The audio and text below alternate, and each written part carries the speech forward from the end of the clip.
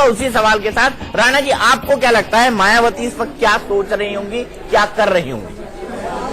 दीपक, आपके सवाल का जवाब देने से पहले 2-3 इंपॉर्टेंट फैक्ट्स मैं चाहता हूं कि दर्शकों के साथ साझा कर दें। ऐसी 100 सीटें जहां 25% से ज्यादा मुस्लिम मतदाता हैं, मुस्लिम वोटर प्रभावित या उनके दबदबे वाली जो सीट्स हैं, इन 100 सीटों में से 40 सीटों पर बीजेपी के उम्मीदवार आगे चल रहे हैं। 40% ये वो मुस्लिम डोमिनेट सीट्स हैं। अगर आप 2012 में जाएं, 2012 में ऐसी ही मुस्लिम डोमिनेट सीट्स पर 48% सीटें समाजवादी पार्टी ने जीती थी और 2007 में 44% सीटें मायावती ने जीती थी। इस बार मुस्लिम डोमिनेटेड जो सीट्स हैं उस पर 40% बीजेपी के उम्मीदवार आगे चल रहे हैं और जो दलित डोमिनेटेड 100 सीट्स हैं उनमें से 60 पर यानी 60 सीटों पर बीजेपी के उम्मीदवार आगे चल रहे हैं।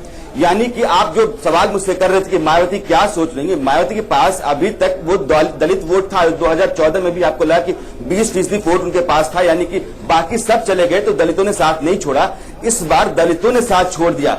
दलितों में भी लोग कहते थे कि जाटों के अलावा बाकी नहीं, जाटों नहीं छोड़ेंगे, बाकी छोड़ देंगे। मुझे लगता है कि जो अभी सीटें उनके पास हैं उसके मुताबिक तो मुझे लगता है कि जाटों भी उनसे छिटक गए हैं। तो पासी, वाल्मीकि, खटिक, इन पर बीजेपी ने बहुत काम किया था। मुझे लगता है बीजेपी ने जो अति दलित का काम किया वह कामयाब हो गया। बीजेपी ने जो अति पिछड़ा पर काम किया वह कामयाब हो गया।